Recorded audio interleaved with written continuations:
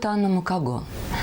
Да, действительно, 20 лет тому назад в каминном зале ЦДРИ я открыла первый московский частный театр, который получил название «Театр у камина Анны Макагон». Презентация состоялась в каминном зале ЦДРИ с благословения замечательного человека, ярчайшей личности, бизнесмена, архитектора Шамиля Надирова.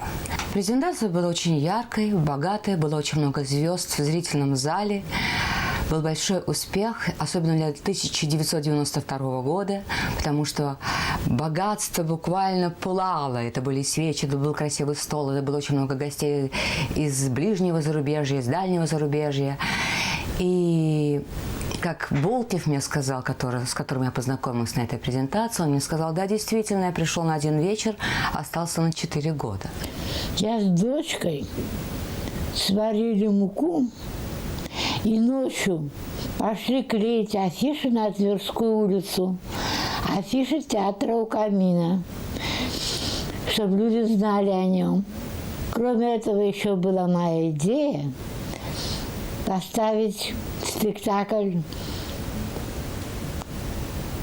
Норы Ибсена и «Женитьбу Гоголя». Но мудрый Параджанов меня предупреждал: учти, что ты будешь раздражать коллектив так же, как и я. Да, действительно, его слова оказались пророческими. В тот же вечер, в ночь с 12 на 13 января 1992 года, в 2 часа ночи, в моей квартире раздался звонок. Это был истерический мужской голос, который мне сообщил о том, чтобы я бы не смела переступать порог ЦДРИ, и ни о каком театре речи быть не может, без всяких оснований, без всяких причин. Я не стала рыться в грязном белье и очень органично перешла в любимый свой музей своего замечательного любимого поэта Владимира Маяковского, в котором были сыграны первые спектакли нашего театра. Надо сказать, что средства массовой информации очень достойно отразили появление первого негосударственного театра. Первыми вещали «Вести». Завершит наш воскресный выпуск сюжет, посвященный завтрашнему событию. Заранее поздравляем всех, кто имеет отношение к театру. Пока никакого камина нет, хотя существует он уже 3 года. Понятно, что название символическое. Оно означает «здесь все как у хороших друзей, уютно по-домашнему». Так объяснила нам хозяйка театра Анна Макагон. Сегодня, в канун Международного дня театра, маленький зал переполнен. Сегодня у нас в гостях Анна Макагон. Наталья Бояринцева, Александр Марцишевский, служба новостей телеканала «Культура».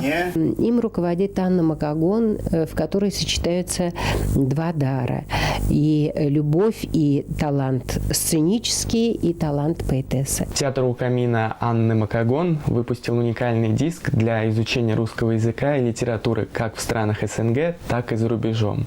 Приятно, что методист этой работы Ольга Измайлова получила диплом от Министерства образования и науки Российской Федерации.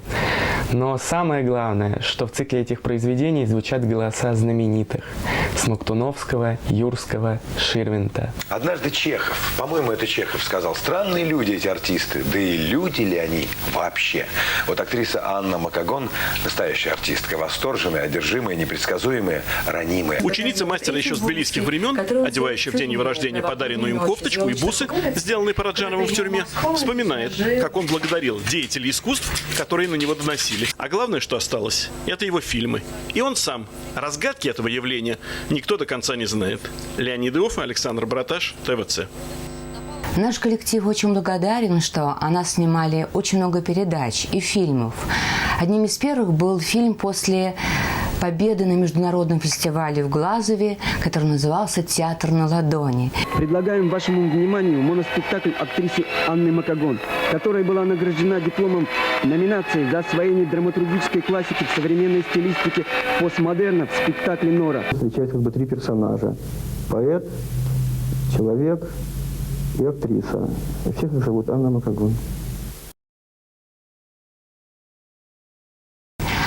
С самых первых дней открытия нашего театра к нам приходили очень известные артисты, такие как народный артист России Николай Пеньков принес свой спектакль «Роза Иерихона» по Бунину, а также отец и сын Голышевы со спектаклем по Высоцкому «Я был душой дурного общества».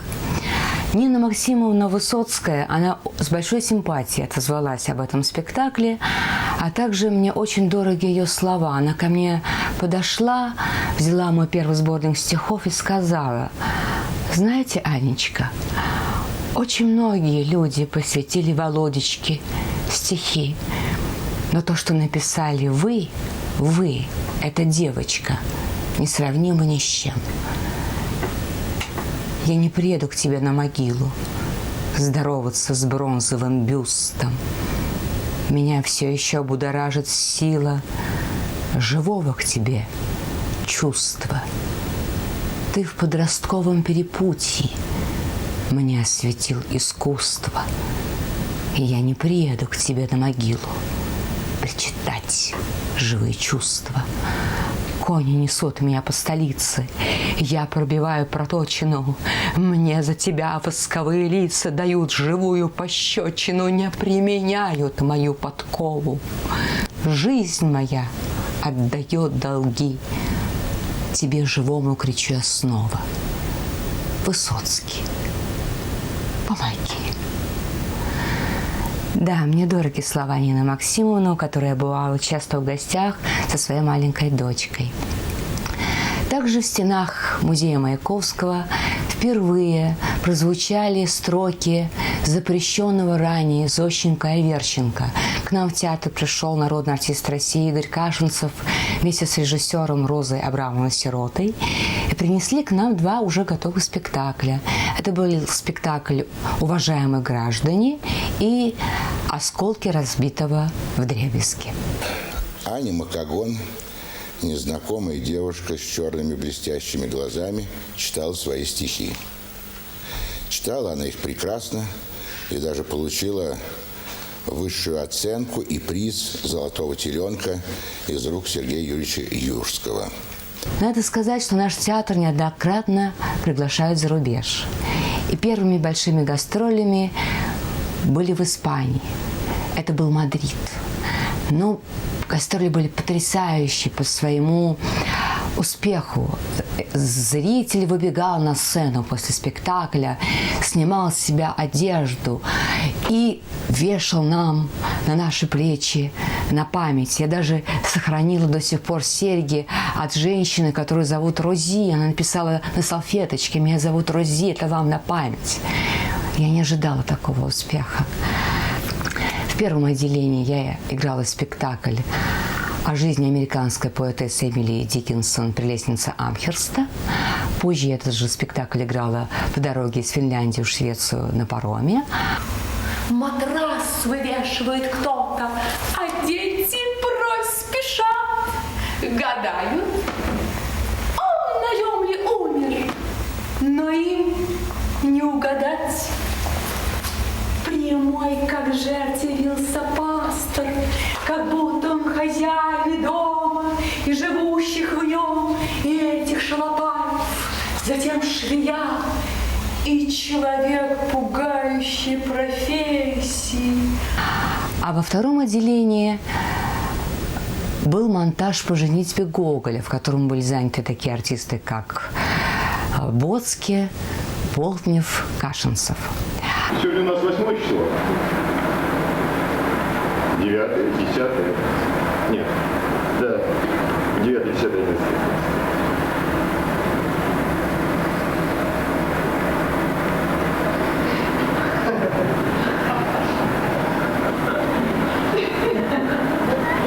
Ну, через 22 дни. Сегодняшних дней я даже не считал. Штукатурщик стоит на самом деле штукатурит. Ничего не боится. Который уже месяц. А этот по улице, по которой я каждый день хожу в должность, я каждый день хожу в департамент.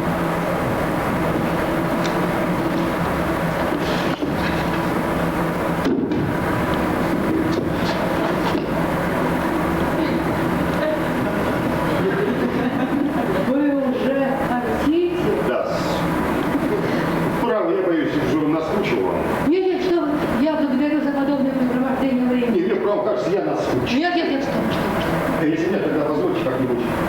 еще ком когда-нибудь? Конечно, конечно.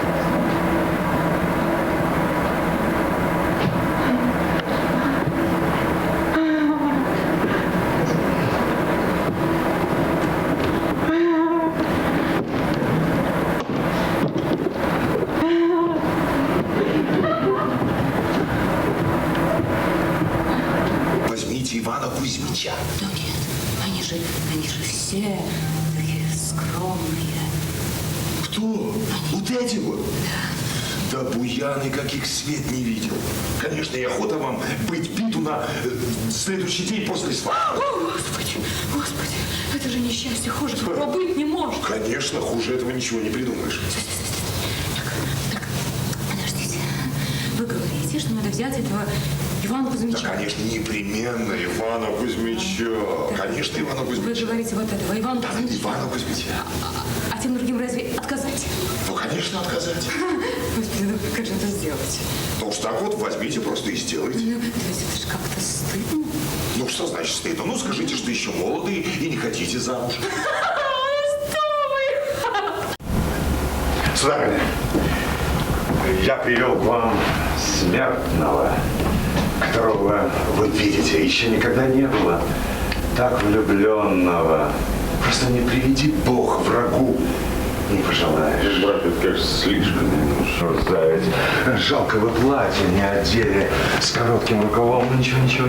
И это сойдет. Ну, голуби, я вас покидаю. Да, оставляю вас в приятном обществе. А я пойду на кухню, в столовую по поводу ужина. К тому времени уже был отснят фильм-спектакль «Кукольный дом» Ленора по Генрику Ибсену.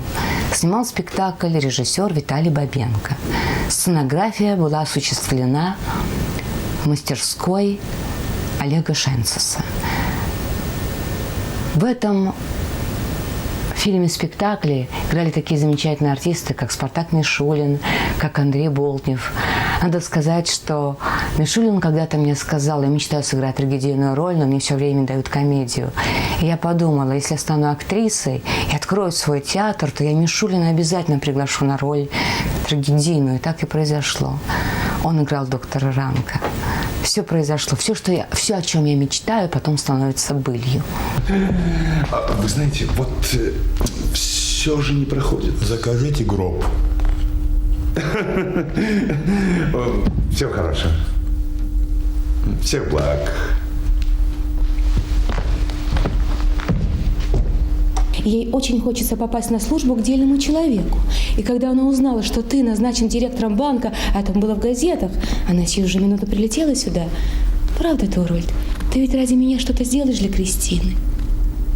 Вполне возможно. Вы, вероятно, вдова? Вдова. Ранг.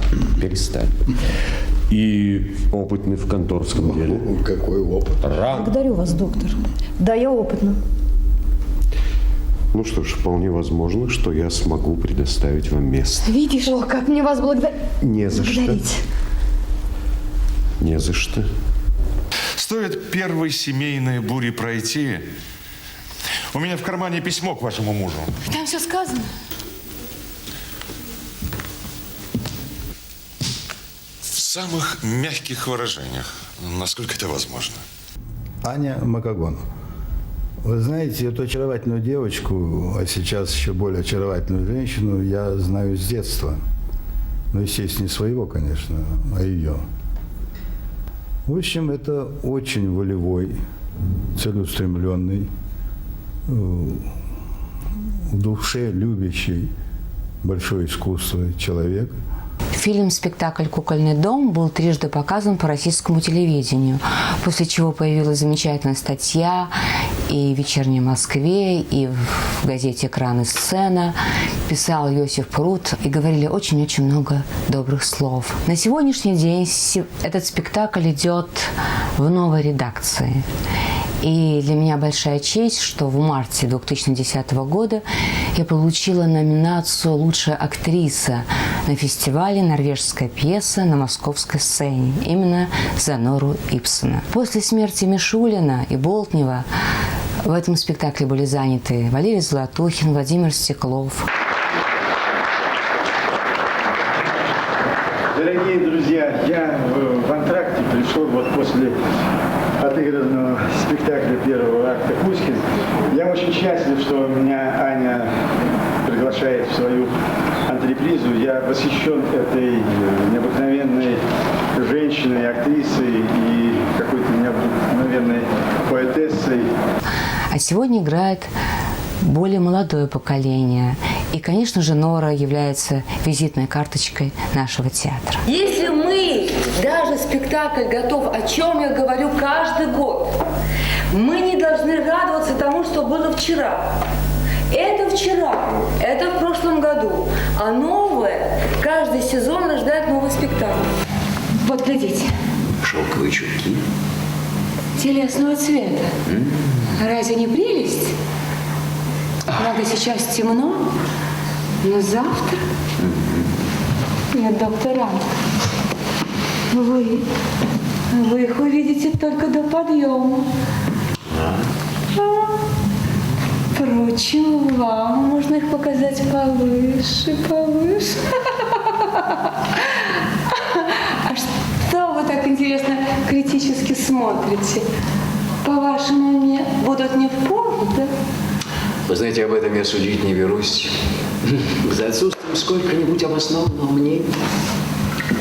Как вам не стыдно? Как вам не стыдно, доктора? Делам вы верите? То есть как это? Вот вы сказали, что похоже на потерпевшего крушение. И, думается, мне имел основание сказать это. Я тоже похожа на потерпевшего крушение. Крокстед. А что если... Ну что же дальше? Что если двое потерпевших крушение подадут друг другу руки? Что такое вы говорите? Ведь вдвоем легче на обломках, чем порознь. Сейчас такие времена. Кристина! Хорошо. Нет, ну... Ты ослепленное неопытное создание. Ты рассуждаешь как ребенок. Ты не понимаешь общество, в котором ты живешь. Я не понимаю. Я не понимаю этого общества. Я не понимаю. Я хочу пояснить себе, кто прав. Общество или я? Для меня большая честь, что мне посвящена глава в книге знаменитости в домашнем интерьере замечательной журналистки, писательницы Аллы Васильевны Зубовой. Я не представляла себе, что мое имя может стоять рядом со Смоктуновским, Бернесом, Левитаном, Поповым, Целиковской и другими выдающимися деятелями культуры. Я думаю, что мне всю жизнь надо оправдывать своим творчеством, своими победами, своими открытиями ту главу, которую Алла Васильевна посвятила мне с дочерью. Примите, пожалуйста, наш подарок, поздравление, и дай вам Бог всегда, как хорошей скаковой лошади, весело бежать свою дистанцию и приходить к финишу первой. Случайно нынешнего года с героиней сегодняшнего вечера, я думаю, что с полным правом этот вечер мог бы носить подзаголовок «История лошади». Наш театр обречен на успех. Министерство культуры Российской Федерации нас дважды награждало медалью Щепкина за процветание российского театрального искусства. Эта медаль была выпущена в юбилейные дни и посвящена великому русскому актеру, одному из основоположников российской театральной школы, Михаилу Семеновичу Щепкину. Она так и называется, Щепкинская медаль, которую я сейчас с удовольствием хочу вручить этому коллективу и в первую очередь ее создателю, и организатору, и руководителю Анне Макагон. Эта медаль выпущена еще так Ленинградским монетным двором и достаточно увесистая, уверяю вас. Где бы мы ни появлялись, всегда не остаемся незамеченными. Либо дипломом, либо благодарностью. Так, например, нас транснациональное объединение «Славянская бумага» наградило премией «Золотого жука», денежная премия наградила благотворительное общество при банке Минотеп, множеством дипломов, премия издательства «Известия», благодарность от Академии ФСБ, от благотворительного фонда «Правопорядок Центр», от фонда «Агния» и много-много-много организаций. Такое их количество, что даже забываешь о своих маленьких победах. Но что самое любопытное? Ведь с 1996 года наш театр живет без спонсоров и меценатов. Живет полностью на самоокупаемости. Вы спросите меня, это нереально, это невозможно. Я часто себя спрашиваю, я правильно сделала, что я открыла свой театр и кручусь в этом счастливом омуте? Нет, я правильно сделала. Я никогда не жалею, потому что надо уметь любить. Вот если ты умеешь любить, то тогда возможно все. Я с детства очень любила передачу «Кабачок 13 стульев». И думала про себя, вот стану артисткой и буду одной из пани. Действительно, прошло много лет, и с благословения транснационального объединения «Славянская бумага» мы отсняли передачу «Кабачок 13 стульев» 15 лет спустя, потому что он действительно 15 лет, его никто не снимал. Надо же, мечта сбылась.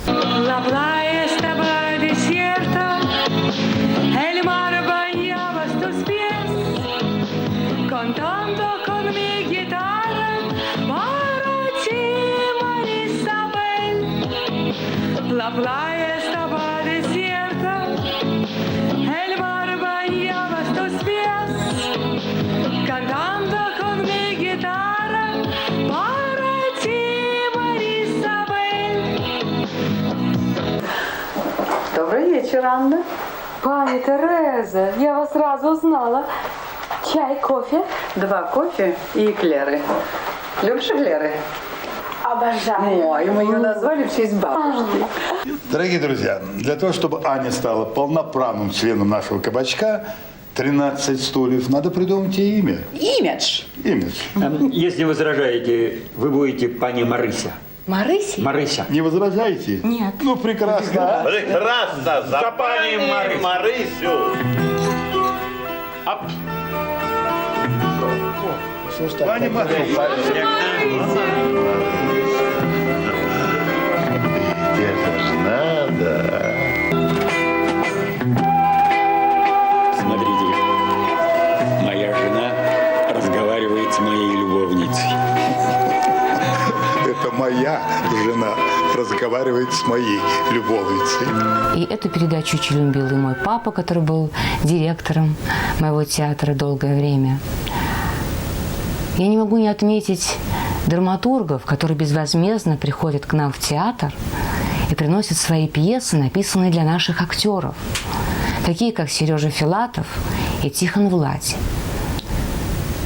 Обратите внимание, мы отмечаем юбилей Тихона Влади.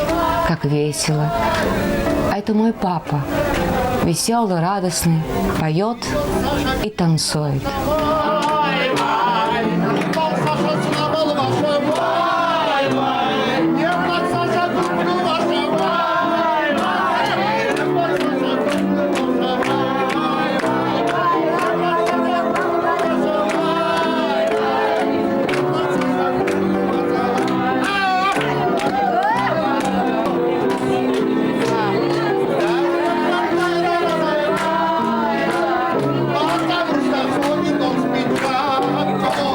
Кто мог подумать, что этого жизнерадостного человека не будет через 2 месяца на этом свете?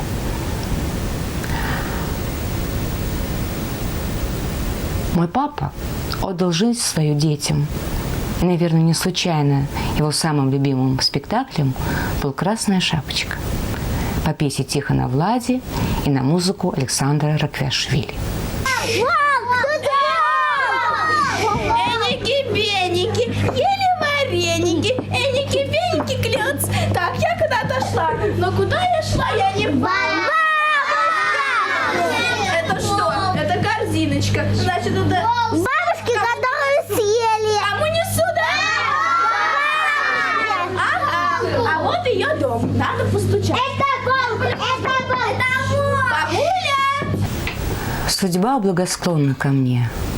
Я не только играю на сцене, я не только ставлю спектакли, пишу стихи, но я стала слышать музыку с 1998 года и стала автором многих песен к своим спектаклям, таким, например, как «Здравствуй, дядя Маяковский». Летит самолет в страну Маяковского, в лазурной дали любви и добра, где радуга стелит дорогу московскую, и где продолжается наша игра. Где радуга стелит дорогу московскую, и где продолжается наша игра. Дядя Маяковский, свет звезды кремлевской через времена, сквозь дожди и ветер нам с тобою светит. Мы твоя история, мы твоя страна.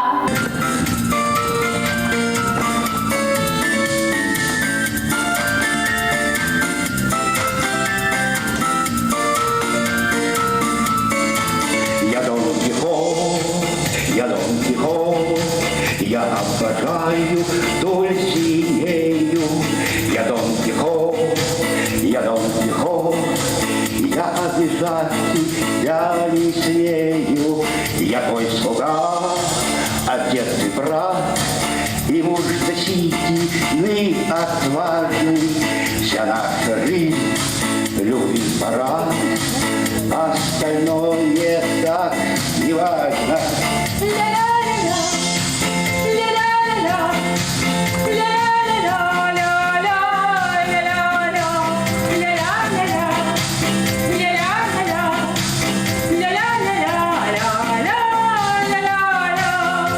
Доминик. Да. А как же я? Ты? Да. А что ты? Я беру тебя с собой. Да. Да, дорогая, ну конечно, Да. конечно, что ты, естественно. Значит, ты на мне женишься? Блин, не будем торопиться, дорогая. Пока что я везу тебя путешествовать. Доминик, ты же сам говорил, дорогая, если бы я был богат, я женился бы на тебе с закрытыми глазами. С закрытыми глазами очень может быть. Дорогая, не будем углубляться. Я тебе говорю, что мы отправимся путешествовать. Ой, забыла. Что такое? Ну, забыла. Что такое, золото? Ну, Что такое? а этот, как его? Ну, Кто? Ну, Клуд. Клуд. А с ним что делать? Клуд. Клуд. Слушай, а неужели тебе нет какой-нибудь тетки при смерти где-нибудь в провинции, в глуши? Нет? Упущение. Запомни, моя прелесть. Прелестные женщины, слегка неверные своим мужьям, как ты, всегда должны иметь в запасе старую тетушку, готовую с минуты на минуту покинуть наш бренный мир где-нибудь в богом забытой дыре. Ну, поскольку ты оказался особо непредусмотрительный, мы просто скроемся по-английски. Да. За нас все решила весна, она во всем виновата. За нас все решила весна, она ожидание богата. За нас все решила весна, весною мы свадьбу сыграли, нам счастье дарила весна. За то, что ее ожидали, отвечена, твоей любовью, женщина, шагами окольцована, очами околдована. Ах, Париж, ах, Париж, ах, Париж, c'est la vie, c'est la vie, c'est la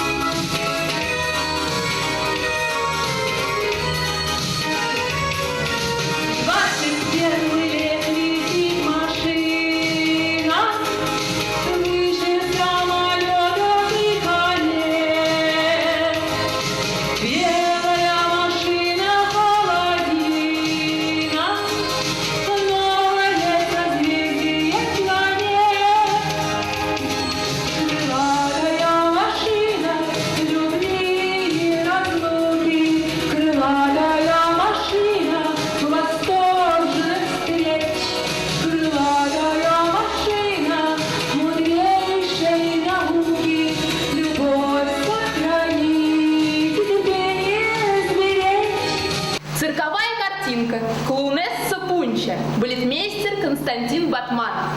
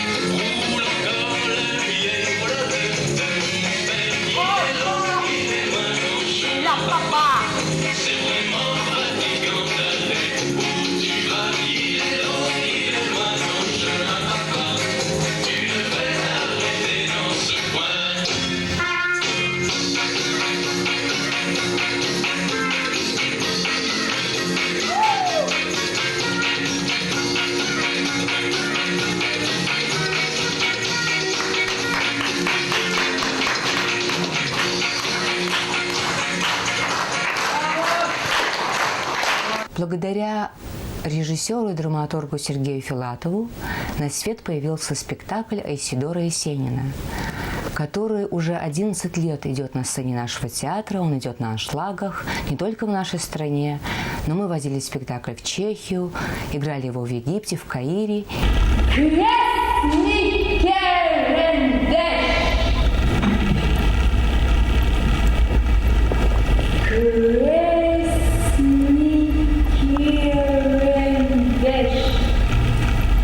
Я устала от этих занятий. Примерно необычно. Да пусти ты меня! Дай что ли?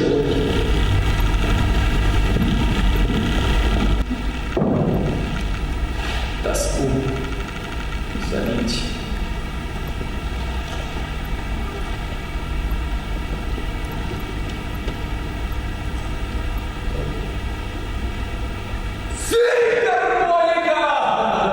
Скука, гармонист пальцем бьет волной. Пей со мною, паршивая. Пей со мной.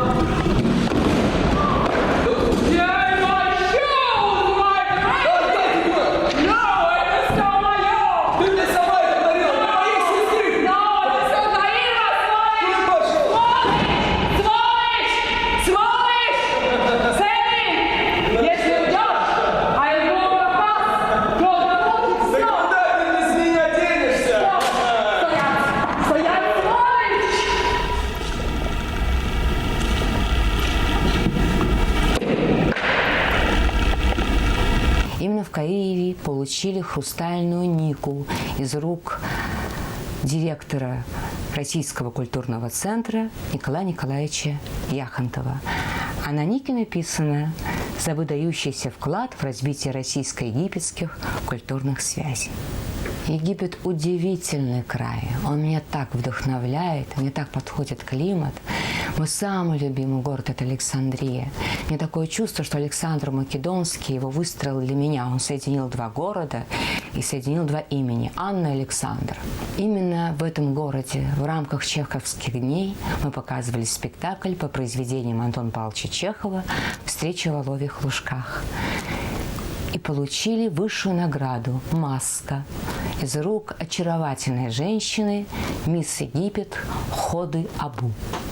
لأن مكاجون وذلك تجسيدها الفني الرائع لبطلات أنطون تشيخوف بنحييها جميعا ونقدم لها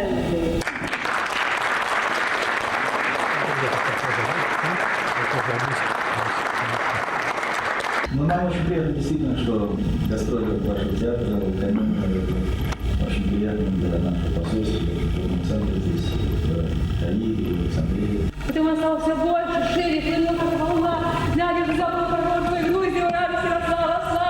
Изгрудила пошла в руки, в ноги, когда смерть прошла, и рукой шумел волосами, плечи задрожали от тихого смеха, загадала стол на лампе, да не стоп, брызнули слез. Из-за этого человека выходить замуж? Жить с ним? Удивляюсь. Такая нравственная девушка. И на тебе. Ни за что бы не вышла за такого субъекта. Ну, может ли брюнет любить брюнетку? Я весь дрожу, как перед экзаменом. Главное, нужно решиться.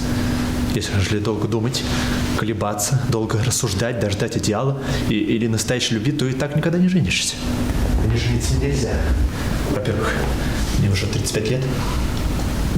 Возраст критический. Во-вторых, мне нужна правильная регулярная жизнь. У меня постоянно биение. Я вспыльчив, всегда ужасно волнуюсь. Сейчас у меня губы дрожат. Она, по-моему, в веке чик прыгает. Но самое ужасное у меня – это сон. Здравствуйте, уважаемая Наталья Степановна.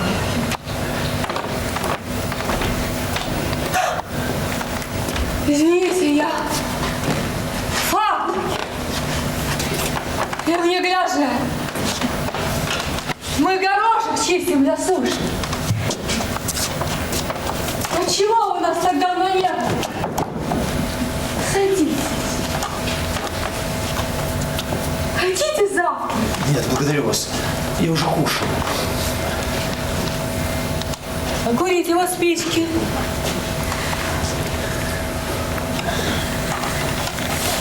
Погода великолепная. Вчера такой дождь был, что рабочие ничего весь день не делали. А вы сколько кофе накосили? Я, представьте себе, жадничала. И скосила весь лук. Теперь боюсь, что моя щена не сгнила. Лучше было подождать. Что? Вы во фраке? Вот новость! На бал едете, что ли?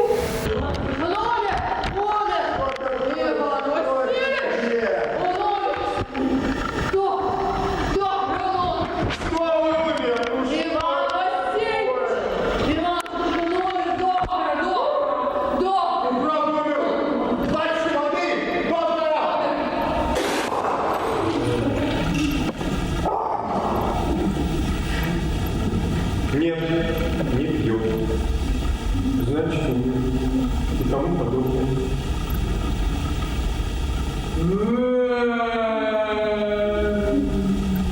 Несчастный человек. Отчего не пускай себе пулю в лоб? Чего еще до сих пор не зарезался, а? Чего я жду? Дайте мне нож, а? Дайте мне пистолет! Несмотря на наши победы, у нашего театра нет не только своего помещения, но даже склада примерно в 15-20 квадратных метров. Ну что я могу сказать на этот факт? Какими словами? Я могу только ответить словами Исидора Дункана. Россия, странная, бедная Россия.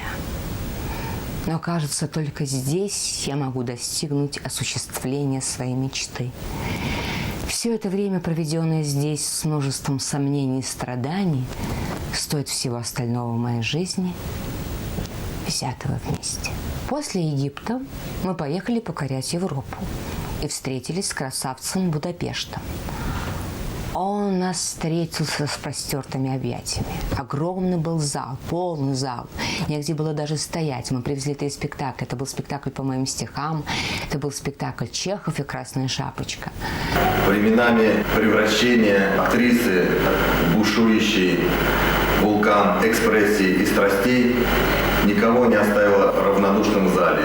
Здесь страсти гордой рекой окутали святую землю, а облака ушли в забой, чтоб дождь не стал. Я их приемлю. В нашем театре идут 2 спектакля, которые поражают искренностью сегодняшнего дня, темой, проблемами, которые очень задевают сегодняшнего зрителя. Это «Супруга президента» и «Подмосковные вечера».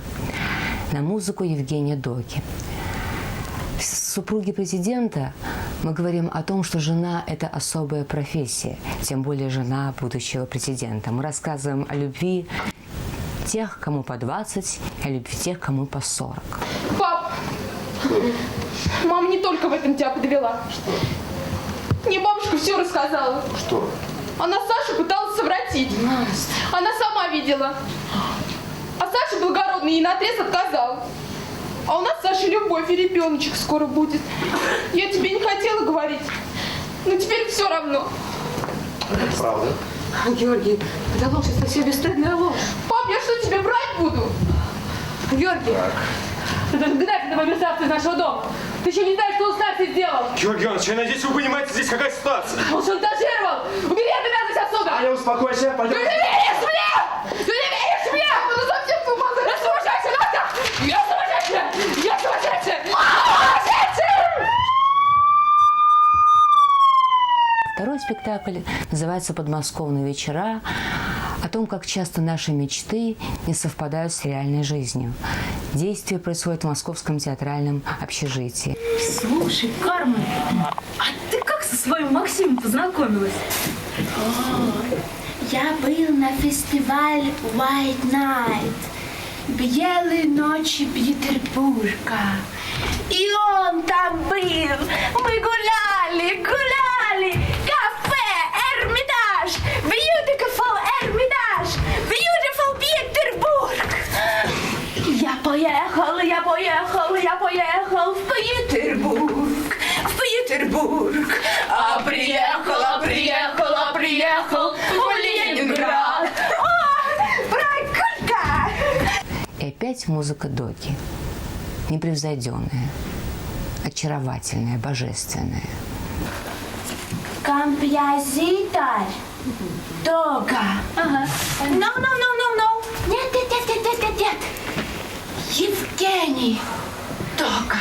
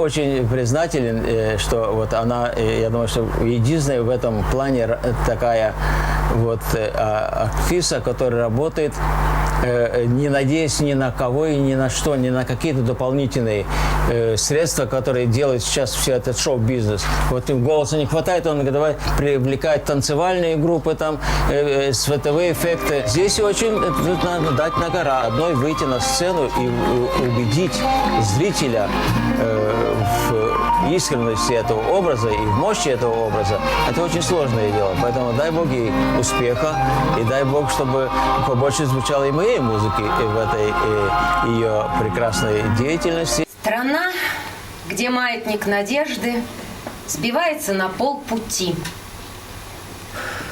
Россия.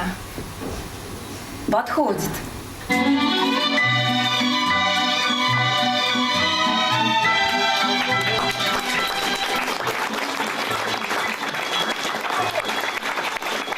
Меня поразило, что вот Аня Макаон, она, помимо того, что актриса, она великолепные стихи пишет.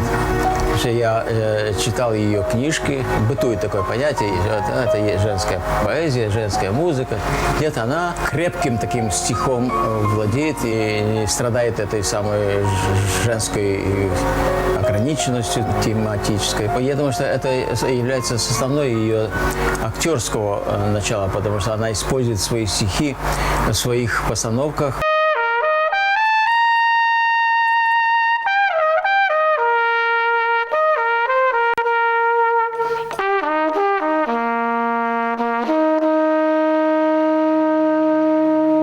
Приветствую тебя, труба! О, судьбоносная карета! Так ласковая, так груба зима грядущего поэта. Я предана тебе, труба, и даже королева скрипка меня не соблазнит, как приоткрытая калитка. А только ты, моя труба, как сердцебиение портера, а я счастливая раба. Сейчас спущусь к тебе, Валера. В плену невидимых стрекоз жилая проза, где чашка давит на поднос. Вольф, я и Роза. Здесь пухлый кактус на вопрос свистит занозой. А на диване курьез. Вульф, я и Роза. Сосульки с люстр играют фос, минор по косам и ожидание тайны гроз. Вульф, я и Роза. Я ухожу, все сохранив в тиши до носа. А на стене остался след. Вольф, я и Роза.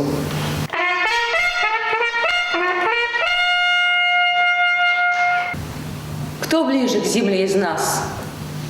Увы, пока неизведано. Но каждый мой прожитый час твердит мне, что я Альфредовна. Граница между нами одна. Я видима, ты невидимый. То странных врачей вина штопают рваными нитями. Ты птица моя, мой отец. Твой голос размашистый слышу о том, что великий Творец никогда не покинет крышу. Для меня ты всегда живой. Об этом другим неведомо. Наслаждаясь счастливой жарой, я горжусь, что я Альфредовна.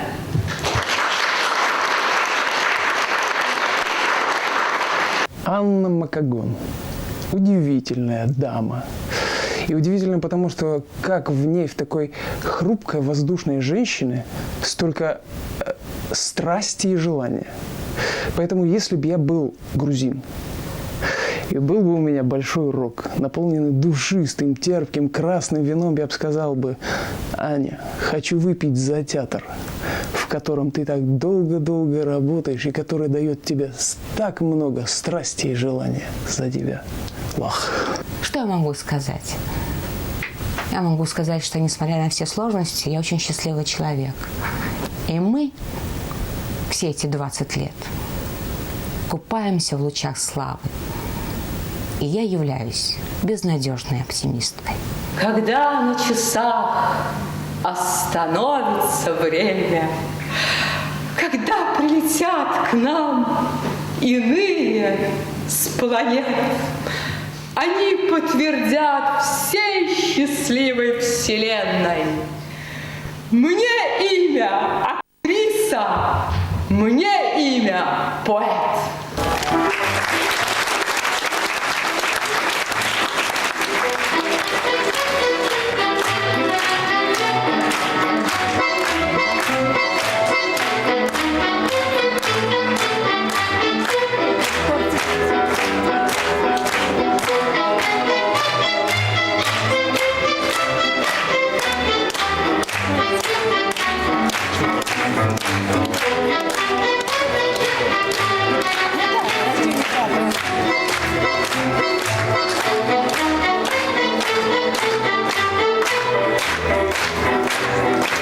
Два слова я не уложусь. Мне не хватает слов. Всем спасибо, свободно.